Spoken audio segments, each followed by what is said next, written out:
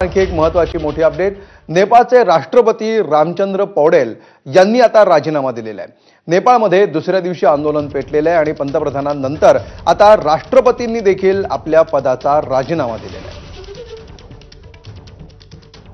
अधिक माहिती घेऊया आमचे प्रतिनिधी सोमेश कोलगे यांच्याकडून। सोमेश, राष्ट्रपतींनी राजीनामा दिलेला आहे, त्यामुळे आता एक गोष्ट निश्चित झालेली आहे, ती म्हणजे नेपाळचे राष्ट्रपती यांचा राजीनामा झाल्यानंतर आता नेपाळमधील सर्व सरकारी व्यवस्था यांचाही एक प्रकारे हा राजीनामा आहे असं समजलं पाहिजे आणि त्यामुळे नवं अंतरिम सरकार स्थापन केलं आहे इतकं नक्की आहे। कारण नेपाळच्या राष्ट्रपतींच्या घराला देखील या आंदोलकांमार्फत हिंसेचं लक्ष केलं गेलं होतं आणि नेपाळच्या राष्ट्रपतींच्या निवासस्थानावरही आंदोलक चाल करून गेलेले होते। त्या राष्ट्रपतींनी आता राजीनामा दिले आहे, त्यामुळे नवं सरकार अंतरिम सरकार स्थापन होईल लवकरच असं नक्की दिसतंय। निश्चितपणे अंतरिम सरकार स्थापन होण्याच्या दृष्टीने आणखी एक महत्त्वाचा टप्पा, पंतप्रधानांनंतर आता नेपाळच्या राष्ट्रपतींनी देखील राजीनामा दिला। धन्यवाद सोमेश या माहितीबद्दल।